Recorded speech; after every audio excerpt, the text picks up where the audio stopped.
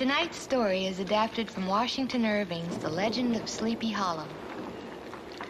It's about a school teacher named Ichabod Crane who... Ooh. Well, you'll see. Hey, Cassettes, and welcome back to the Black Case Diaries. Hey! Oh my god. Hello. BCD. We're back again. We're three old friends learning everything we can about movies and TV, and hopefully teaching you in the process. I'm Robin. I'm Marcy. And I'm Adam. All right. Hi. Fall is here. Yes. It's here. We've passed the Yeah. It equinox, certainly is. the autumnal equinox. And how funny that the day fall started was like cold. It Yeah. was. Here It's in so Ohio. Here in Ohio, here's what happened. The last day of summer, it was 92 out. Yes. Mhm. And the first day of fall, it was 64. Yeah. That is, I mean, Insane. A huge. I can't believe that happened. It was I couldn't either. it was so wild because we're just like, it's so hot. Oh my god! And then Next It's like, day. oh shit! I should have Bam. turned the furnace Yeah. on. yeah, Dang I it. put my arms out yesterday and just felt the cool breeze. Like this Yeah. is Yeah. this is Yeah. amazing. Yeah. The summer light is fading. It's gone. Yeah. It's Yeah. already gone. Yeah. And the cool air of autumn is in our midst. Stores are placing swimsuits on clearance racks. Spirit Halloween has already set up shop in empty retail spaces, Yeah. and the evening air smells like wood smoke.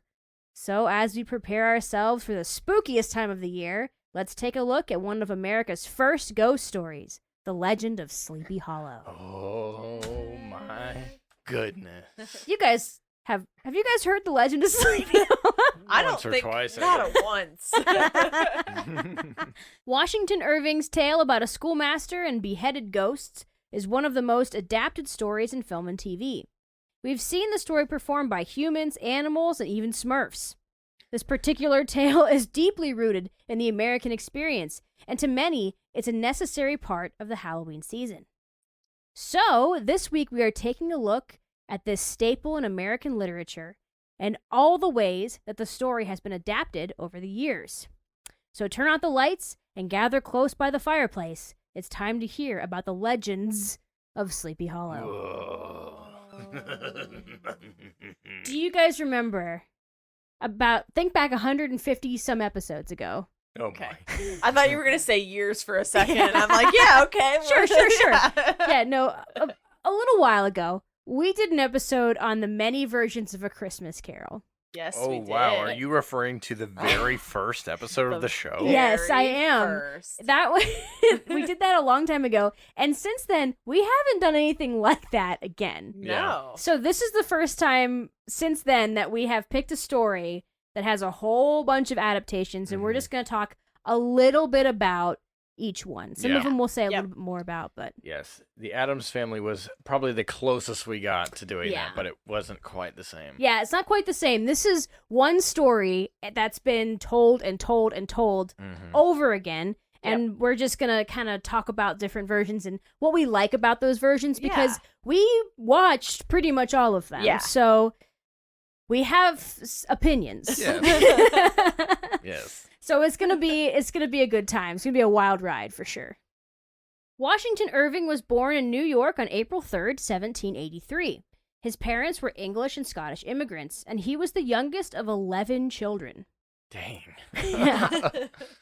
Irving began writing at an early age, writing essays for a local publication under the pseudonym Jonathan Oldstyle. Oh. Nice. Old style. He intended to become a lawyer and eventually pass the bar exam, although he himself didn't think he was a very good student. Irving preferred writing over practicing law, and he teamed up with his brother William and a friend named James Paulding to write humorous essays for a periodical called Salmagundi. Wow. It's Just So- name after name. yeah. Sounds like a joke. I think it's the punchline. It's a Yeah. dish. Punchline, yeah. It's like a Oh. yeah, it's a type of food. Oh, really? Okay. Mm-hmm.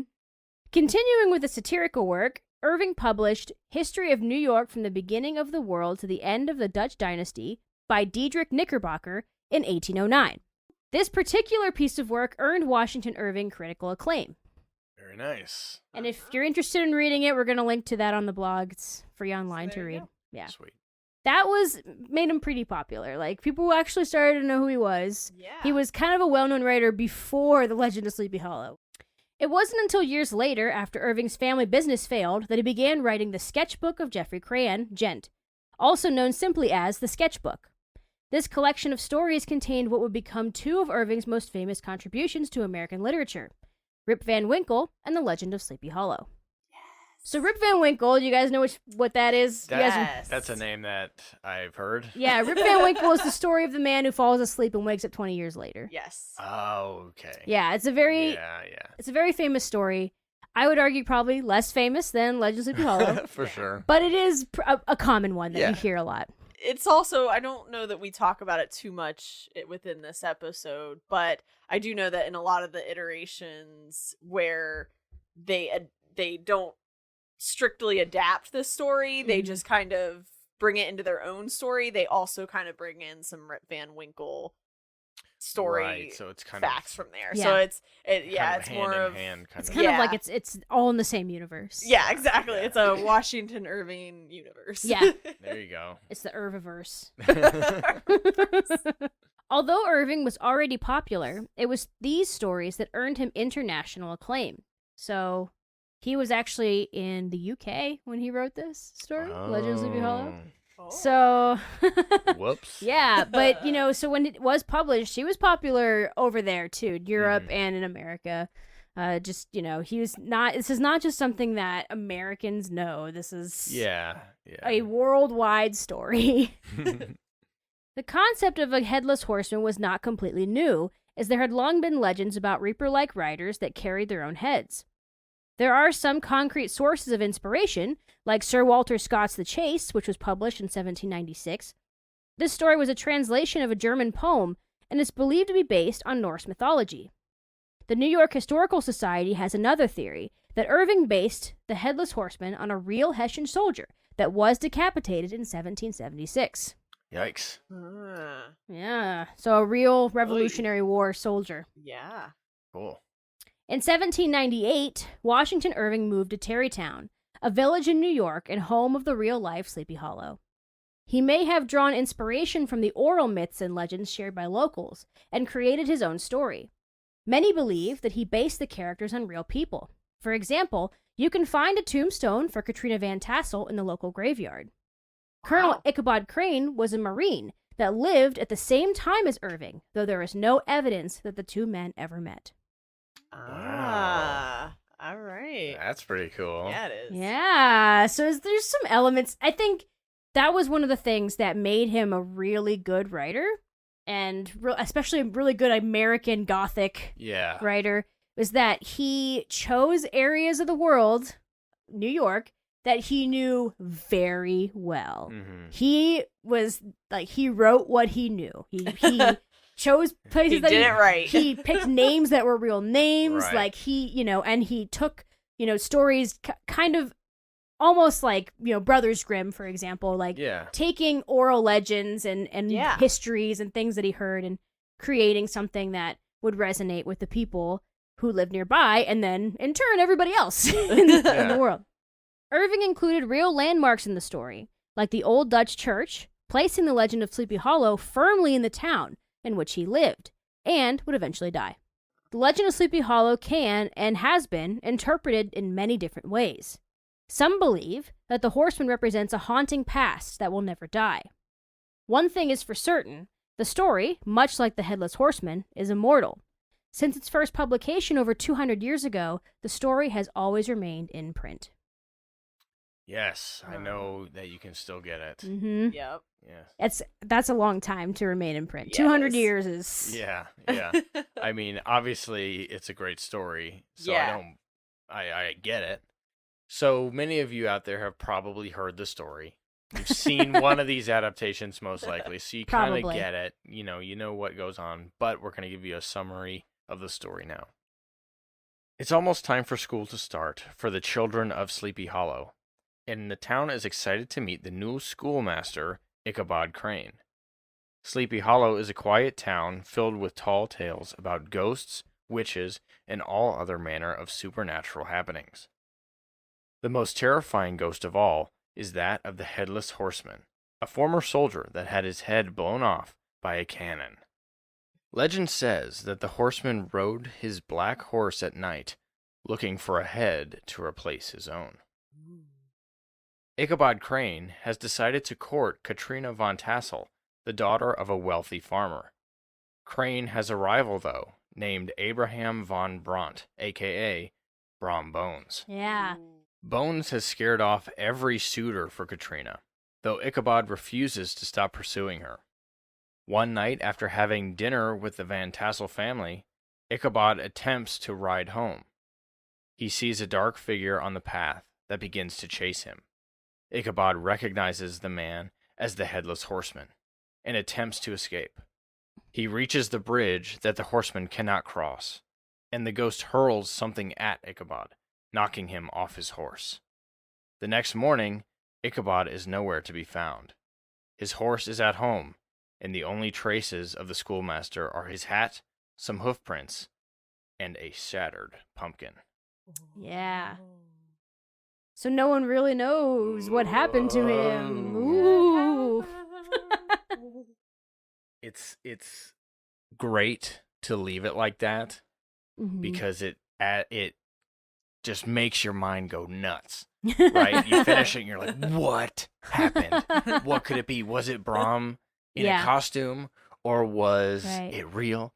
Did he get spirited away? Did he just flee? We don't know. Yeah, I think it's really fun to see the way everybody interpreted it. Yeah. And like all the different interpretations of it, because you know, reading the story just at face value, it's like, why would a ghost be carrying around a pumpkin? Yeah. Obviously, it was Brom Bones. You know, it's like, you're like, well, he was holding it so it would look like a head. Right. And then he threw it, and it's like, it's just a pumpkin. Smashed, You know, it's like, that's something that, face value, you're like, okay, cool. But then you watch, like, the Disney version, and the pumpkin's on fire. You're like, you know, Right. and it's like, it's, you know, this whole different idea, like, it really is the Headless Horseman, and... yeah, he's gonna kill you with this pumpkin.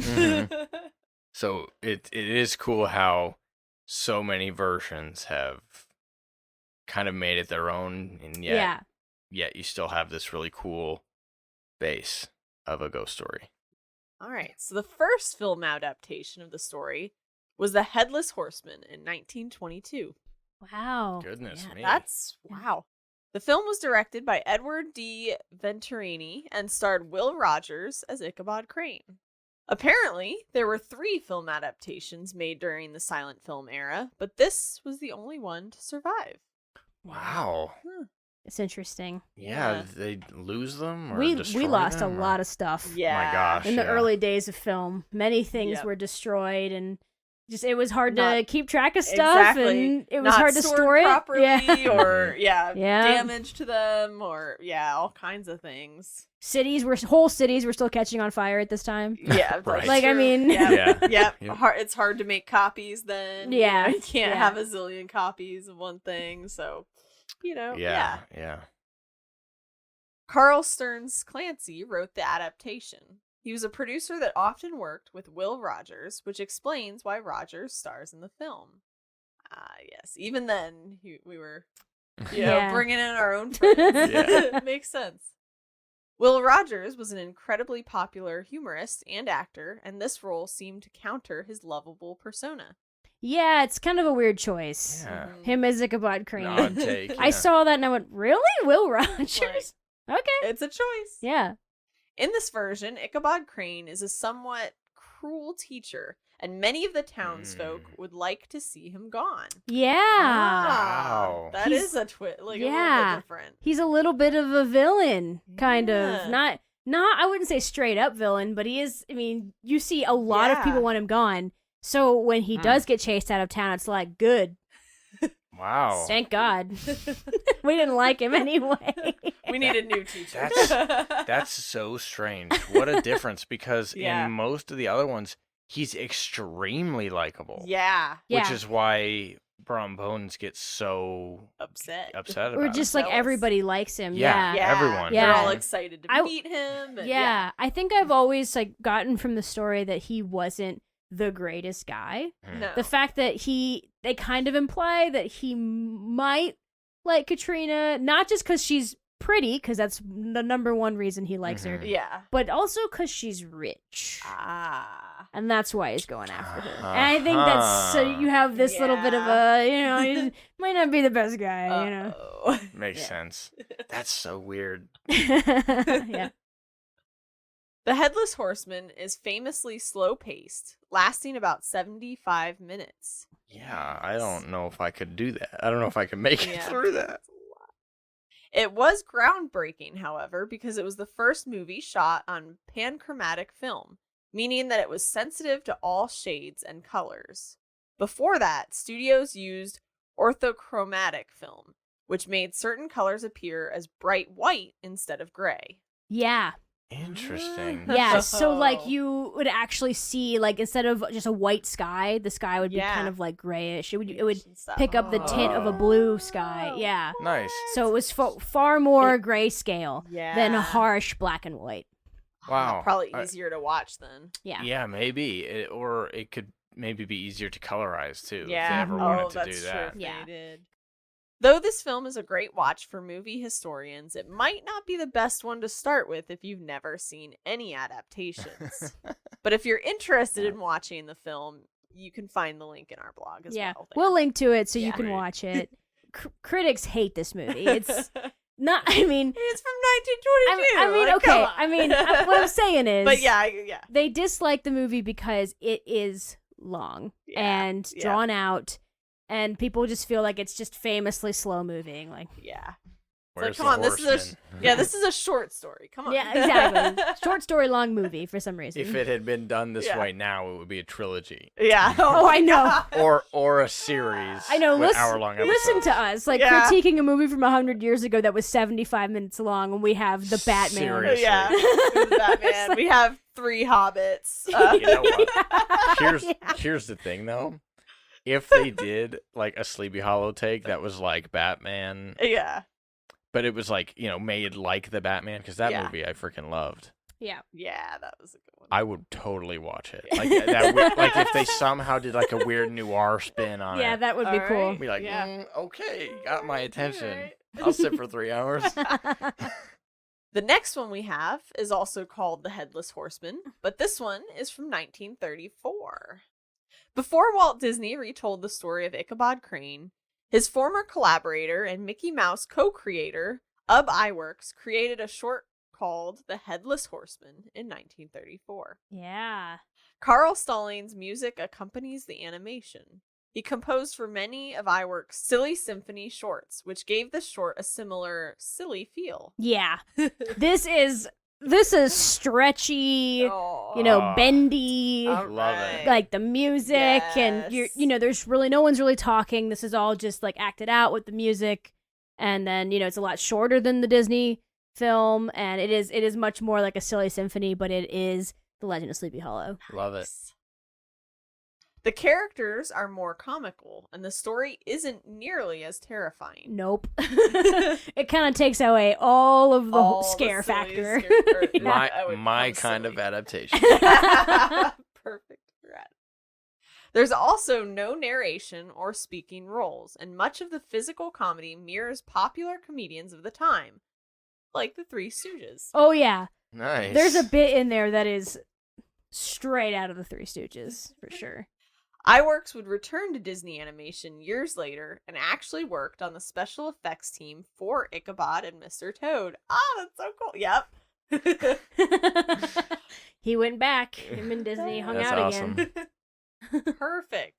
So we'll link to this 1934 short in the blog as well if you're interested in watching All right. I just wanted to mention it. Yeah. So much content. Yeah. Give a shout out to Ub. Yeah. He deserves it.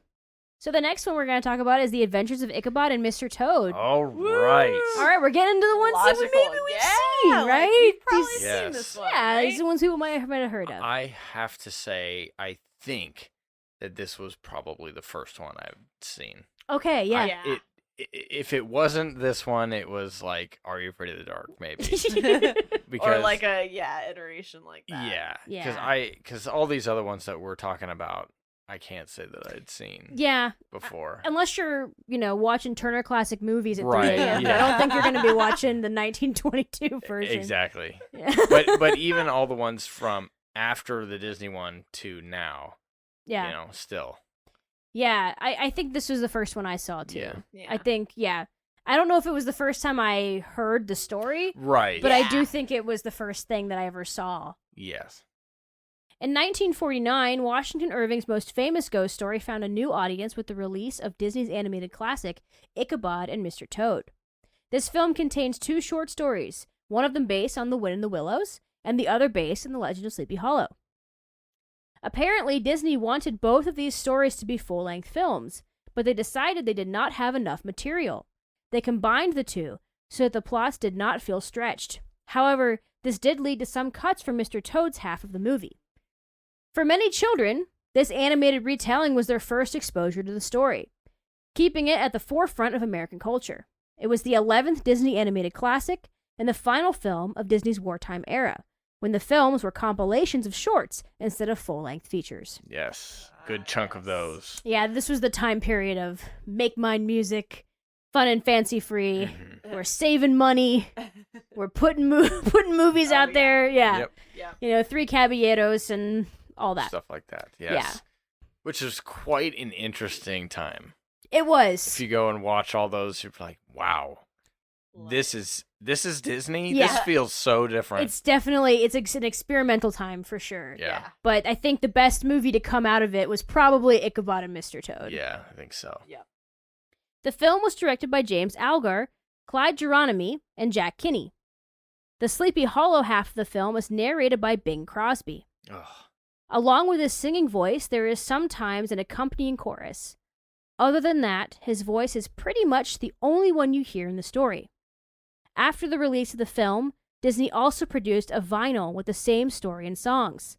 This time, however, it was narrated by Thurl Ravenscroft. Nice. 2 great voices. Yeah. Yeah, it's so interesting Yeah. to hear. You hear like the song, "You Can't Reason with a Headless Man," and Bing Crosby has that really smooth crooner voice. Yeah. And then if you listen to the record, which we could probably link to in the blog, Yeah. sure, Yeah, why not? we might as well. More content. Yeah. More. The record, if you listen to the record, Thurl Ravenscroft has that very low baritone voice. It's so different. Yeah.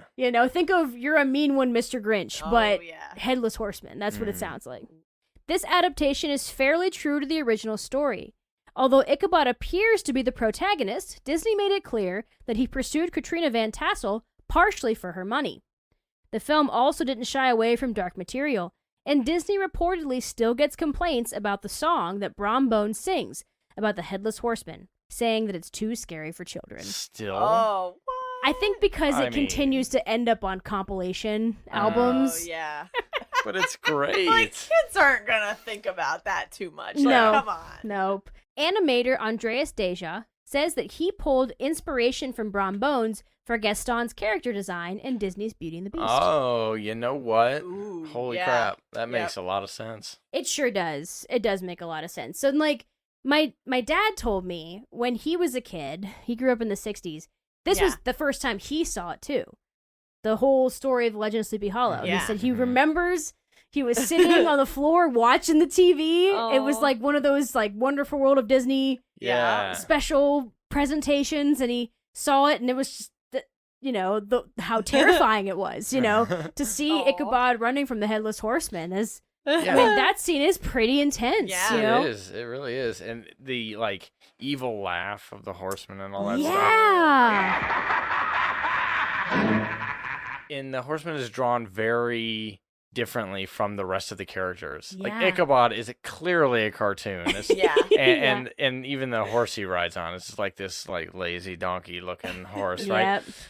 But the horseman is drawn very sharply and intensely. Yes. And it is kind of scary. It is. It's awesome. They have this wonderful shot, like with the hand going over the moon. It's like this hand cloud. With the trees. Yeah. Yes. The cloud. Going over the moon. And, when I was a kid, I watched a lot of Disney's Halloween Treat. It was the 1980s Disney special where they would have all the clips, and they had the longest clip was from Ichabod and Mr. Toad, and it was him, getting scared by the story and him being chased by the Headless Horseman. Yeah.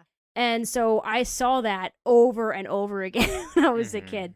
And yeah, I mean, that sequence is beautiful. And, you have that nice, after the big climax, this calm, and then you hear like the narration about the hat and the shattered pumpkin and the hoof prints, which in the original story, you hear a little bit more, Yeah. And that's where a lot of people feel like it differs, because in the original, he says, well, there's this farmer who says Ichabod Crane's alive and he's doing fine, but the old wives, they say that he was spirited away by the Headless Horseman. And so the story is a little bit up in the air, but Disney made it seem even more up in the air. Right. All right, moving down our list here.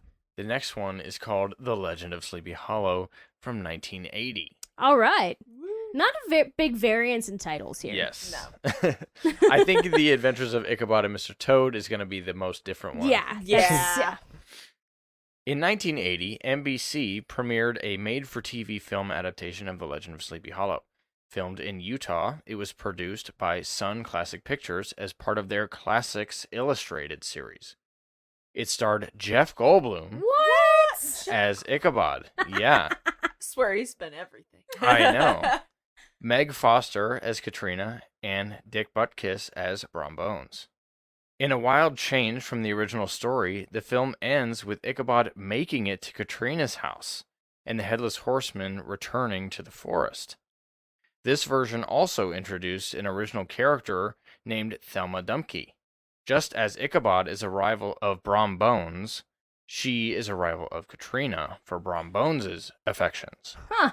Directed by Henning Schrellerup, a prolific cinematographer and director, this is a charming adaptation filled with painted backgrounds and a foreboding score by Bob Summers, who scored Sailor Moon, if you're interested, which is pretty sweet.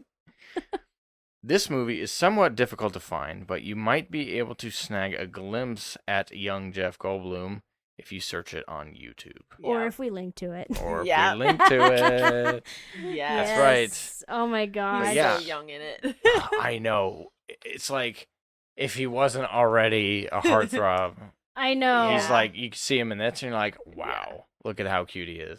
Right? Yes. This is an interesting one. It really is. It's really weird. And this one, Ichabod is not superstitious at all, which is kind of a big part of his character, is him being superstitious, and that is why he falls for the whole Headless Horseman bit.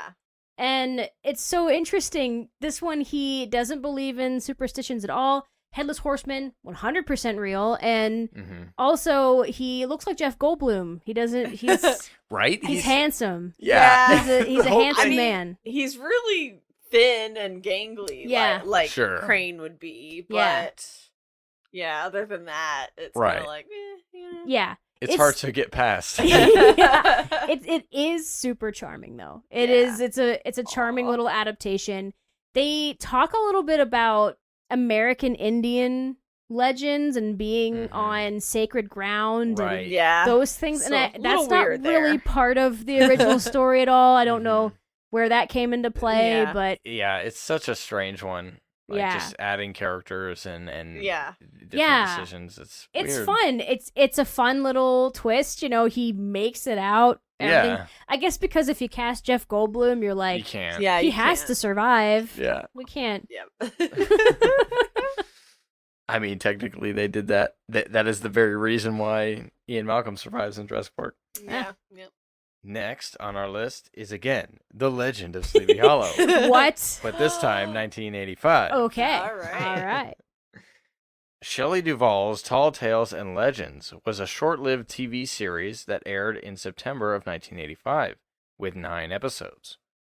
Duvall was the creator behind the show and also served as executive producer and presenter, following her successes with her first anthology series, Fairy Tale Theater. Do you guys know that one? Yeah. Oh, yeah. Yep. Yeah. This one looks like a lot of fun, along with the other stories in the series. It's like they picked really good Oh yeah, it's tales. She got a lot of great actors and She had some pull. yeah. Yep. Directed by Ed Griles, this version keeps pretty close to the original tale. Ed Begley Jr. stars as the schoolmaster Ichabod, Beverly D'Angelo as Katrina Van Tassel, Charles Durning as the narrator, Tim Thomerson as Brom Bones, and more in there. There's a lot of people in there. The other characters that they add in. The series was nominated for a Primetime Emmy Award and was succeeded by another anthology series titled Nightmare Classics. That's awesome. Oh. I want to watch that. So it did pretty well. This is a really cute one. We Yeah. watched it last night. The end of it is really fascinating to me because I think watching all of these different versions and the way everybody handles the ending is always the most interesting part. Mm-hmm. Yeah. Whether or not they leave it up in the air, whether or not they're very explicit, literal about the ending. And I really liked that this one was a little different. Also, it was goofy. This was goofy. It was very goofy. Yeah, it was But we certainly loved for it. kids. Yeah, and it has this goofy charm to it that, adults can still appreciate, but it's, very much like your kids can watch this. It's okay. Yeah, it's fun.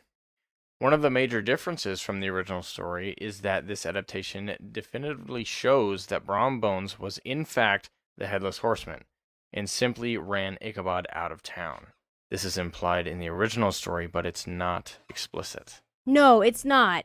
In the original story, Washington Irving says that, some people think Ichabod's alive, and that Brom Bones, every single time someone brings up the story, he laughs, and he seems like he knows more about it than he says. Right. Yeah. And that's what they say in the story, and so you're meant to believe, I guess, well, it was him, like he did it. Most likely. Yeah. But it's not explicit, though. Like, after that, that's when they have the classic, but the old country wives, who are the best judges of these matters, Yeah. they say otherwise. Which is interesting wording. Yeah, you don't just... it wasn't just said that, they talk and stuff. It was that they're the best judge of these things. They're the best judges of these matters. Yes. And so it's like, okay, that gives them a bit more credit than just being like, but, they just gab and say it, was a supernatural thing that happened. And it even says at the end that, people have seen and heard the ghost of Ichabod haunting the schoolhouse. Yeah. The next one we have is, again, The Legend of Sleepy Hollow. Oh my gosh. What? But this time from 1988. Wow, not that far off. There's this a time. lot of adaptations, yeah. Goodness. In 1988, Glenn Close narrated a version of the story for Windham Hill Records that would later have visuals added as part of storybook classics for Rabbit Ears Entertainment. It was also released on audio cassette and CD and is still available digitally as part of an album that also contains 7 short music tracks. Wow, okay. That sounds fun. Pretty cool, yeah. Yeah. That's got to be a great narration. Yeah. There were several other albums released that told the legend of Sleepy Hollow. Thurl Ravenscroft and Boris Karloff both narrated versions, one of which Robin listened to as a child. Oh, yeah. I grew up listening to the Boris Karloff one. Nice. And I remember, the Headless Horseman of Sleepy Hollow, rise through the midnight gloom. Yeah. Is that the one you shared in the... Yes. Yes, yeah. okay. Yes. I My got to dad listen would to sing that song. He would change the lyrics. He would say, he's searching for his long-lost head in Robin and Becky's room. Ah, Oh, snap. Yeah. Yeah. he'll be here any minute. But it's a great album. It's really fun to listen to. Besides movie adaptations, there were record adaptations of this. We are literally just scratching the surface here. Right. Yeah. Like, I'm sure there's, books that use this kind of material Oh my gosh. in it. So many TV shows. So many TV shows have little bits of it. So. I did look up some of the artwork that was attached to this version, and it's pretty nice. It's just like little paintings of moments. That's all still images, but it's nice. It's still fun to look at. It reminds me of the Polar Express version where it was kind of the illustrations there. All right. The next one has a little bit more of a it has a different name to it, actually. All right, surprisingly. All right, Let's we're excited ready. to hear what Here it we is. go. What's it gonna be called? The Tale of the Midnight Ride. Oh. From 1994. I don't know if you guys remember this one. Yeah. We've discussed this before, but we knew that we couldn't talk about The Legend of Sleepy Hollow without bringing up Are You Afraid of the Dark again? Yay! Are you afraid of the dark? Yes. As a reminder, though, the original series was a horror anthology TV show geared towards children in the 90s. In the first episode of season 3, we're treated to another retelling of The Legend of Sleepy Hollow by Tucker, the newest member of the Midnight Society. Nice. Yay! We're going to start out the season strong. Yeah, seriously. Yeah. The episode was written by Darren Catania and director DJ McHale. It takes place in a modern Sleepy Hollow where the legend from 1700 and whatever. It's one of the characters says that one, guys. Yep. Is said to reoccur every year at Halloween with a ghostly Ichabod Crane and the Headless Horseman. This modern take adapts the general story fairly well, except Ichabod, Ian in the episode, is a new kid at the school, and his rival is on the football team. Classic. Yeah. Yeah. I love one how for the 90s. I love how they turn it into that. Yeah. So it's, is this more relatable to kids, like bullying experience with the Yeah. Brom and all that? Yep. But yeah, it's cute. Yeah. I It love has it. very cute acting too. They do really well. I mean, shoot, the kids like throughout the whole show Yeah. surprisingly do really well most of the time.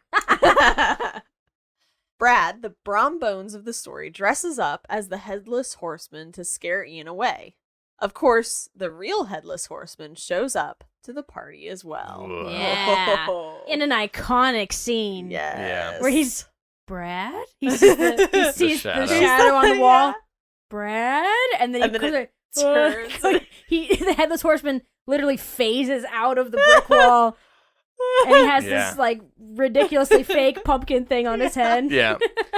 But it's one of the best effects of the show, Yeah. that shot. Oh, yeah. And it's very clear that this is a ghost now. Yes. Oh, this You're is like, yeah, run. this is such a good episode Oh, of Are You yeah. Afraid of the Dark? It's so fun. And yeah, in this version, the ghost is 1000% real. Yeah. Mhm. Yep. Yep. So Pretty Brad, dang awesome. Brad doesn't know how to phase through walls. Mm-mm. No. No, he doesn't. No. No. Not that advanced. The next one we have is Wishbone Halloween Hound, The Legend of Creepy Collars. see, if you didn't think we were What? diving deep, Yeah, we What? diving deep. Creepy collars. Creepy so collars? Cute. I love it. Oh my gosh. Wishbone, if you didn't know, was an adorable Jack Russell Terrier that would envision himself as characters within classic literature.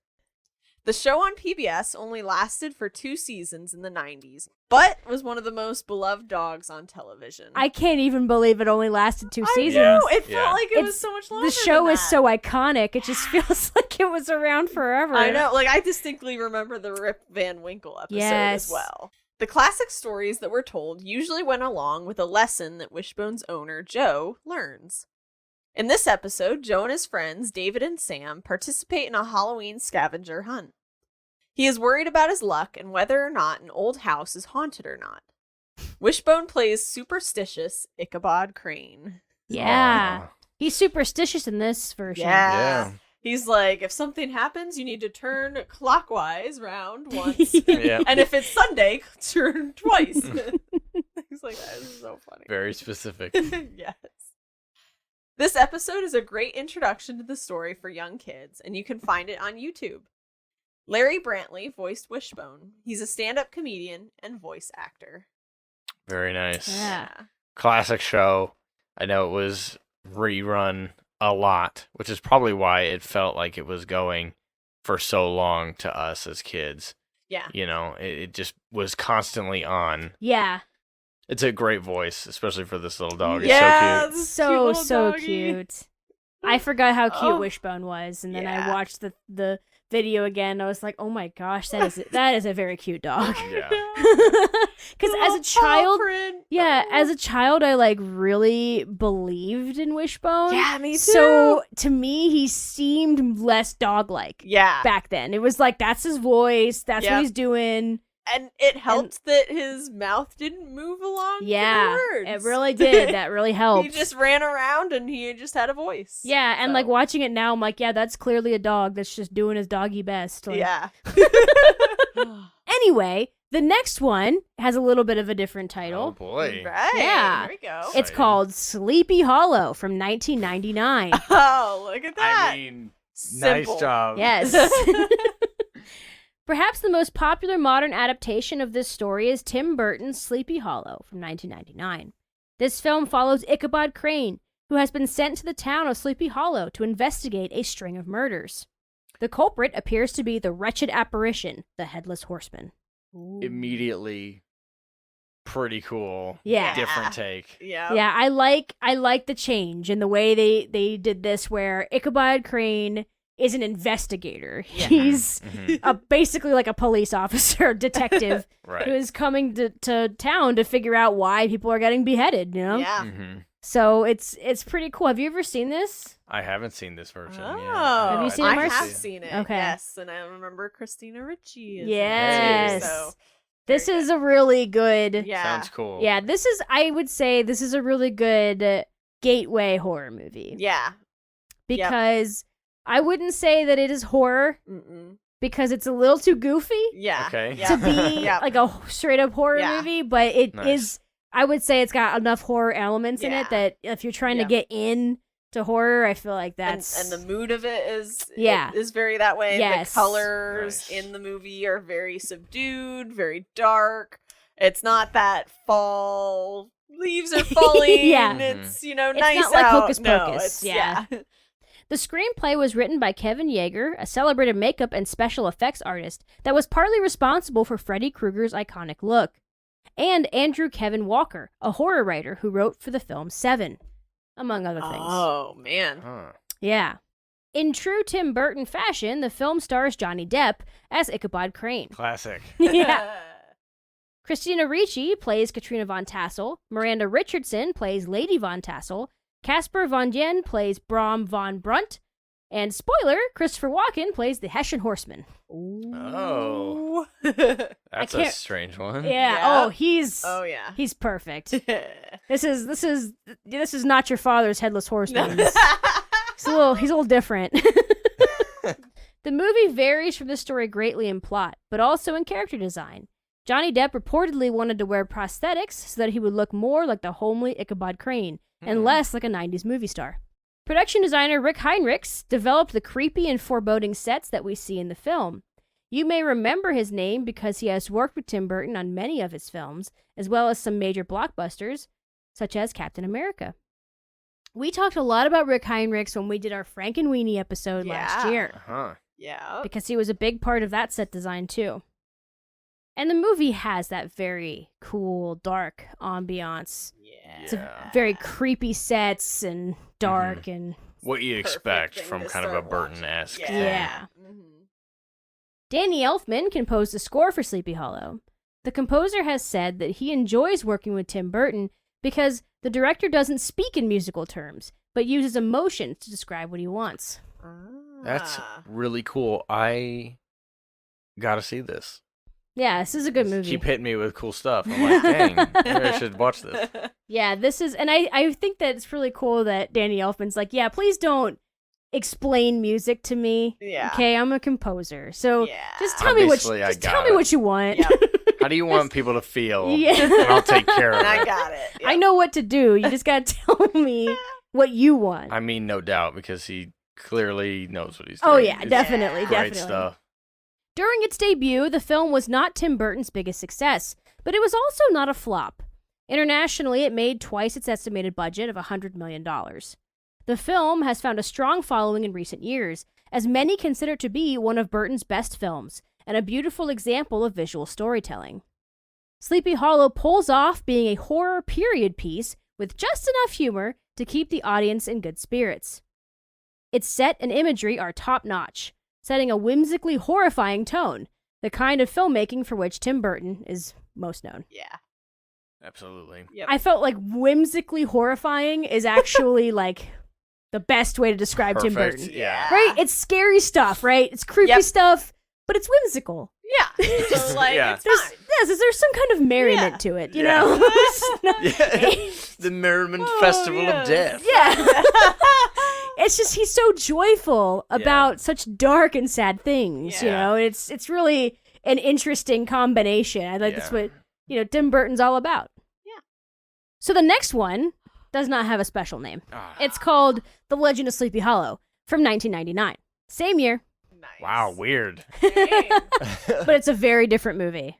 This may surprise you, but the Hallmark Hall of Fame actually makes films about holidays other than Christmas. What? Yeah. Impossible. I always remember the Hallmark stores as being the place that had all the Beanie Babies. Oh my god. Yeah. That's what I think of Hallmark. Their version of The Legend of Sleepy Hollow also premiered in 1999, like the Tim Burton film. This one, however, was made for TV.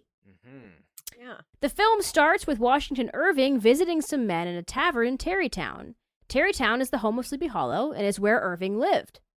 In this intro, the traveling Irving is looking to gather local stories and legends for a book he is writing. The men in the tavern begin telling Irving the tale of the Headless Horseman. Of the versions we watched for this episode, this was the first one to have this kind of framing. It was a nod to fans of the original story. It's pretty cool. Yeah. To have that framing in the beginning of the story where it's like, you see him getting the tale. Yep. It's not like he made it up. It's like he talked to somebody in town and they were like, well, I'll tell you a ghost story. Yeah. And they don't hold your hand with it either. They don't say, this is Washington Irving. Right. Here he's getting his stories. They just kind of show him doing it. Yeah. He just walks in and does it. It kind of reminds me of the beginning of Ever After. Oh, yeah. Oh, The Cinderella movie with Drew Barrymore, because at the beginning... Totally. Yeah, she summons the Grimm brothers, and she's like, you got the story wrong. And it kind of, and it kind of reminds me of that framing. Yeah. Mm-hmm. This version was one of the most true to the original tale, though Disney's version is still pretty on the money. But I feel like those two are like at the top in terms of true to the original content. The Legend of Sleepy Hollow stars Brent Carver and Rachelle Lefevre. It was directed by Pierre Gang and written by Joe Weisenfeld, who also wrote the classic TV miniseries Anne of Green Gables in 1985. Heyo. So I'm definitely going to have to watch this one again. Yeah. Yep. Because I adore Anne of Green Gables. Yes. Go check out that episode. Yeah. One of our best. In the original story, Washington Irving hints that Brom Bones, Ichabod's rival, scared the schoolteacher away by pretending to be the Headless Horseman. In this film adaptation, we see that Brom Bones does in fact intend to scare Ichabod away, but then the real Headless Horseman appears. So this one has a little bit more of, we're interpreting the ending both ways. Yeah. Where we have Brom Bones dressed as the Headless Horseman, chasing Ichabod out of town, but then it turns out that the ghost is real. Yeah. And that way it kind of gives you both options. Yeah. I kind of like this way because it reminds me of the Are You Afraid of the Dark episode. That's very similar. Yes. Yeah. But it's cool that they do it like this because it implies that Brom Bones is using the story that existed before him to scare Ichabod. You know what I mean? Yeah. So the story existed because the Headless Horseman is real. Yeah. But Brom Bones is using that story and scaring him with a costume. Yeah. And that's cool that it's both. It makes sense that it would be, right? Because since the story already exists, like why not? The ghost could exist too. Yeah. And exactly. So it is cool that they're just it makes sense. Yeah. Because Brom is like using it to be scary, but just doesn't, like, maybe he doesn't believe that it's real. So he's like, I'm just going to use the story that I know of. Turns out, though, that the story exists because it's real. Yes. So that was one that we watched, didn't we, Mars? This 1999 one. At least the beginning we of it. did. You know what? And that's the thing. Like, this story is a really good story. Yes. But I don't think it translates well to a full-length movie. Yeah. Agreed. I think episode of a TV show, I think special, yep. Whatever. I just don't think it is an hour and a half worth of content. Yeah. I think not unless you spice it up. yeah, unless you spice it up or change the story like Tim Burton did, because honestly, it's just a short story and it doesn't work as well as a really long film. And I think that this was one of those adaptations that kind of suffered. And I don't think that means it was bad. No. I think it did a great job telling the story. And it was very beautiful, too. Like, yes. It had the leaves that were falling, the beautiful colors, the nice settings. It was gorgeous. Yeah. But just the story just it's, dragged out a bit. Like Disney was saying, okay, this isn't enough for a whole movie, so we're going to make it half of a movie. And it's... They were correct. They were right. All right, moving on. We've hit the 2000s, everybody. Oh my gosh, we're almost there. Yes. Next is The Haunted Pumpkin of Sleepy Hollow. All right. This one's from 2003. This was cute. This is a cute one. Yeah. The Haunted Pumpkin of Sleepy Hollow is an adorable animated film that gives a little twist to the story by having two friends, Nick and Kate, pick out a Halloween pumpkin that, unbeknownst to them at first, is haunted by the Headless Horseman. This is an interesting idea, and I really like it. Yeah, they find his pumpkin. Yeah, they're not really necessarily adapting the story. It's like they're just, using the story to create a new one. It became haunted after two thieves hid Irving's original story within the pumpkin while being chased by a security guard. That's a strange thing to... I hope they recovered the original manuscript right? of freaking This Legend of Sleepy Hollow. Now I'm more worried about that. The remainder of the film follows the kids as they must keep the pumpkin head away from the horseman until midnight so he does not regain all his powers. Okay. Oh, man. It was a direct-to-video creation, but may be remembered fondly by those that saw it briefly for a few years when Cartoon Network showed it. Yeah. Very nice. This is another one we watched. Yeah. Yeah, no, this is super cute, and I love the way that the story changes. It definitely wasn't my favorite adaptation that we watched, but I still thought it was pretty good. Yeah, it had, like we talked about, it had an interesting concept to have. It's a cool difference. Yeah.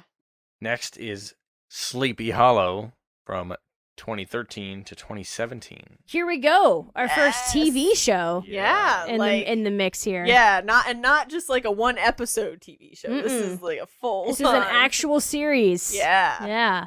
Yes. Sleepy Hollow was a popular television show that lasted 4 seasons on Fox. So quite a bit. Yeah. 4 seasons is not that's a pretty good run. Ichabod in this iteration is a soldier in the Revolutionary War and is the one to decapitate the horseman. After suffering a mortal wound during combat, Ichabod passes out, only to wake nearly 250 years later in the same town. Now that's a cool twist. Yeah, so it is really interesting, and the Legend of Sleepy Hollow takes place around the time when Washington Irving is writing the story. Mm-hmm. But the ghost, the Headless Horseman, is from the Revolutionary War. So the ghost is from quite a bit of ways back in time. Right. Yeah. And already, even for that story. So in this version, Ichabod Crane, instead of living in quote-unquote modern-day times when Washington Irving was writing it, he is also from the Revolutionary War. And they meet each other on the battlefield. He decapitates the horseman, and the horseman stabs Ichabod. Mm-hmm. And that's that. And here we go. Here we go. Yeah. Ichabod soon discovers that his awakening also brought about the Headless Horseman. Ichabod pairs up with a police officer to keep the horseman and anything else supernatural at bay. The show stars Tom Meissen, Lindy Greenwood, and Nicole Behaire as they battle the forces of evil.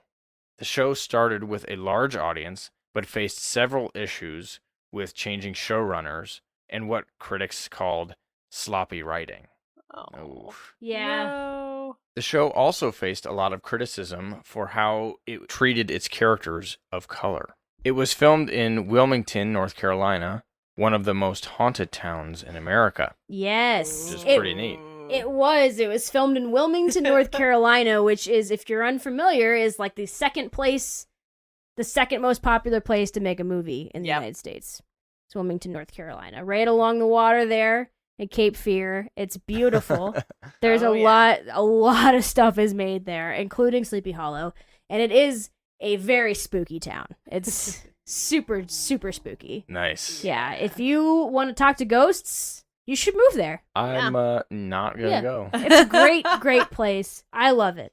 What did you think of Sleepy Hollow, Mars? I really liked it. I liked the supernatural elements of it. Yeah. And just the way they were changing it and adding other things to it. This is one of those things that adds Rip Van Winkle elements to it. Yes. Yeah. So it's really cool. They have some funny moments too. Like there is some comedy, like when the Headless Horseman first shows himself to the police officers and they're trying to shoot him down and they're both looking at each other and they're like, drop your weapon. Can he hear us? You know, like, like fair question. Yeah. I mean, he doesn't have a head. Like, wow. I never thought of that. That is true. So, yeah, it's dark. It is fairly violent. There are a lot of decapitations. Yeah. Wow. Yeah. And first episode. First episode, several people lose their head. Yeah. And so it's really interesting, but I like the premise and it is really fun. Too. Yeah. Cool. I do too. The next one we have is The Legend of Smurfy Hollow. All right. I wonder what that one's with. From 2013. In 2011, Columbia Pictures brought back the Smurfs, but in live action with CGI versions of the titular blue characters. Yeah. Well, Sony Pictures Animation followed this movie up in 2013 with a direct-to-video Legend of Smurfy Hollow. It begins in CGI, making you think the entire 22-minute short will be in that medium. Thankfully, though, especially for us, it switches to a classic and sweet 2D version of the Smurfs. Yeah.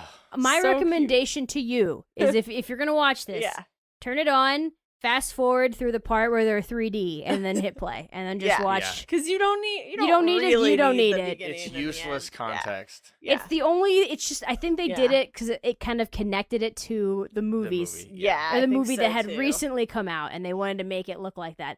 I mean, it's just them sitting around a campfire and then one of them's like, I'll tell you the story. Yep. And then the story is the good part in 2D. Yes. Yeah, that's all it is. Yep. But it really threw us for a loop because we really thought it was going to be a 22-minute. The three Smurf characters that they picked to be like the quote-unquote hosts of this thing, the ones sitting around the campfire, were not great choices. No. Because there were a lot of Smurfs to pick from, and they picked three kind of obnoxious ones. And at that time, they still had the eyes look like human eyes, which were... Although not a direct retelling of Irving's story, it uses the Headless Horseman in a ghost story that has a very direct message of loving your family. Also in this adaptation, the Headless Horseman is not a real entity, but instead a Smurf ghost story. The beginning of this short film features Tom Kane as the voice of narrator Smurf. Kane has had a prolific career, lending his voice to many documentaries, The Powerpuff Girls and Star Wars: The Clone Wars, just to name a few. Yeah, the voice of narrator Smurf is Yoda and Admiral Akbar. Wow. And a bunch of other voices and all the Clone Wars stuff. So they went all out. All right, the next one we have. And the last one, right? Yeah, it is. This is we are down to the last one. Holy cow. Oh, man. It's called Headless, a Sleepy Hollow story. This is funny. Wow. This is from cute. this year. Yeah, this just started. Yeah. Hey. Yes. That's kind of cool. This 10-part series is the newest and final one on our list. Currently, as of recording, only the first 4 episodes are up on YouTube. Right, this is Oh. It's pretty cool too. Is it like a web series? It is. Yeah. Okay, Yeah. so it's like YouTube. It's the first web series too. I know, yeah. We had lots and lots of movies, one TV show, and now a web series. Web series. Awesome. The independent studio responsible for this series, Shipwrecked Comedy, is located in Salem, Massachusetts. So cool. I know. Oh, man, they probably get so many ideas from just being there. The studio prides itself on blending comedy, dry humor, history, and literature. In this short series, Ichabod is new to town as the middle school science teacher. When his landlord decides to charge him more than they agreed upon, he must find a roommate. Things get interesting when the Headless Horseman himself wants to be Ichabod's roommate. Are you kidding me? The pair make a bargain for rent pay in exchange for finding the horseman's head. Wow. Yeah. I just thought he was going to say in exchange for his soul. I mean, who knows? Who knows I by mean, the end of it. Yeah, I mean, Who knows? We don't know. Only 4 episodes, you know? Yeah, he could have True. ulterior motives. This looks like so much fun.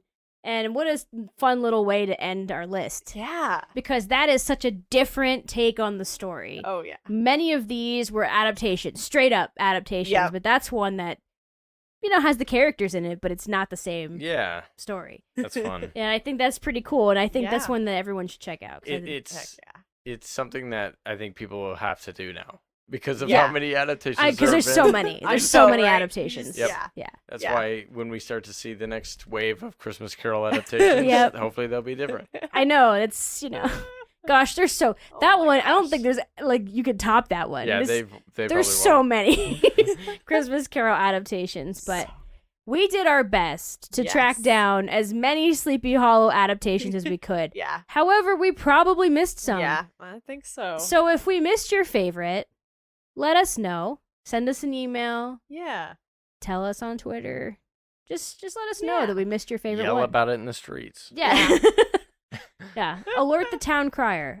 Yes. Whatever it is that you need to It do. might get back to us. Yeah. Do we have any more thoughts about all of these versions of The Legend of Sleepy Hollow? Was this fun? Was it This fun was- finding all these versions? It's Yeah, really it was pretty interesting. fun. I had no idea, honestly. Yeah. I knew there were a few, but I had Mhm. no idea there were this many. Yeah. Yeah. Yeah. Because I- like the Disney one always sticks out of my mind. Yeah. I knew about the Are You Afraid of the Dark. Mm-hmm. I had heard of the 90s ones Mhm. just because growing up at the time. Yeah. But boy, oh boy, the extent of how many there are Yeah. is crazy. It really just shows how loved the story is. It's you know? timeless. Yeah, Yeah, people aren't really sick of it, which I No. think is amazing. Yeah. right. 200 years. Right? And we're still like, yeah. We're still telling this story. Exactly. And that really shows, it really does say how timeless this story is. Yeah. It can be done over and over again. Hmm. In a lot of cases, pretty similarly, and It's- yet it's still yeah. fun. It's amazing because it some versions it relies so heavily on the time that it's in. It's Yeah. so dated because of the adaptation. This is when it took place, and in other versions the time period doesn't matter at all. It could be in the 90s, it could be Hmm modern day, it could be whatever. Yeah. And it's pretty cool. That's a very versatile story. This kind of people Yeah. can change it however they need to. Yeah. And when you're dealing with ghosts, Mm-hmm. it can be anything. Spooky ghosts. Because Ooh, yeah. it's like the Tale of the Midnight Ride happens every year. Mm-hmm. It's just a replay of this story in real life, and that's just kind of cool. It's like that is happening in real life. It is. Yeah. because it's just happening over and over. Yeah, this Over and story is one that gets told every year. Yeah. At Halloween. Even here in Ohio, our historical society, Yeah. they put on a Headless Horseman presentation every year. Yes. Woo. Autumn is here, and with it comes the urge to cuddle up and listen to a great ghost story.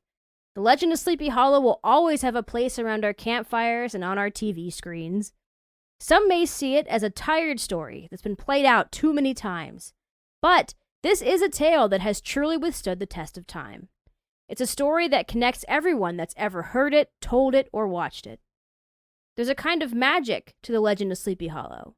No matter how old we become, it pulls us in, making us feel like we're there, desperately fleeing the Headless Horseman.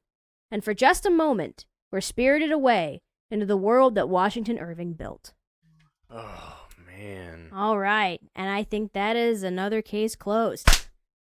All right, thank you so much for listening, everybody. Thank you. Before we go, we'd like to thank our patrons, Joel, John, Jacob, Jacqueline, JD, Anthony, Shelley, Linda, Bob, Jaron, and Brad. Thank you so much, everybody. So fast. Yes, thank you. And we hope you enjoyed the extended version of this episode. Yes. Yes. You can now buy us a popcorn at buymeacoffee.com/blackcasediary. And thank you to all that support us, whether it be through listening, telling a friend, or donating. And remember, There Are No Small Parts is our other show. If you would like to listen to that show, short form audio drama, it's an anthology show, short episodes. Yeah. So good. Go check it out. It's on every podcast platform out there. And they come out every month. So Yeah. Yes. it's a monthly one. So yeah, please check that out if you want. And yeah, happy almost spooky month, everybody. Oh. Ooh. Bye. Bye. Don't lose your head. Oh.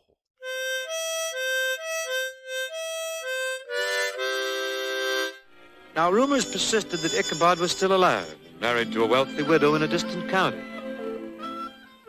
But, of course, the good Dutch settlers refused to believe such nonsense, for they knew the schoolmaster had been spirited away by the Headless Horseman. Yeah!